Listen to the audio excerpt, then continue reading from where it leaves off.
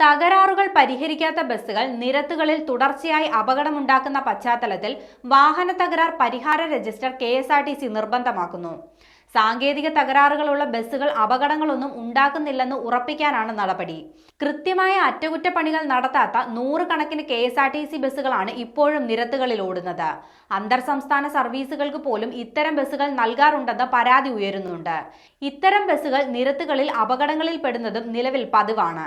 തകരാറിലായ ബസ്സുകൾ ഓടിക്കാൻ നിർബന്ധിക്കുന്നത് ജീവനക്കാരും യൂണിറ്റ് അധികൃതരും തമ്മിലുള്ള തർക്കങ്ങൾക്കും പലപ്പോഴും കാരണമാകുന്നുണ്ട്. തകരാറുകൾ എന്തെല്ലാമാണെന്ന് കൃത്യമായി വർക്ക്ഷോപ്പ് അധികൃതരെ അറിയിച്ചാലും അവ പരിഹരിക്കാറില്ലെന്നാണ് ഡ്രൈവർമാരുടെയും കണ്ടക്ടർമാരുടെയും പരാതി. ഇളകി വീഴുന്ന വാതിലുകളും തകരാറിലായ ബ്രേക്കും വൈപ്പറുമെല്ലാമുള്ള ബസ് ഓടിക്കേണ്ടി വരുന്നതായി ഇവർ പറയുന്നു.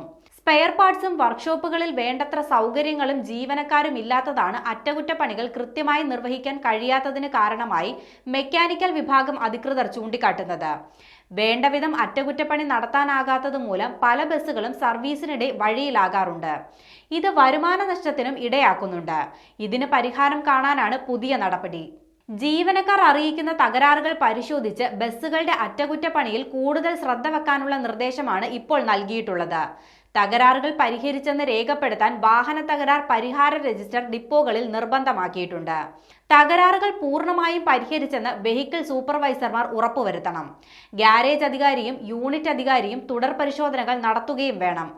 തകരാറുകൾ പരിഹരിക്കുന്നതിൽ വീഴ്ച വരുത്തുന്ന ഉദ്യോഗസ്ഥർക്കെതിരെ കർശന നടപടിയെടുക്കാനാണ് നിലവിലെ നീക്കം.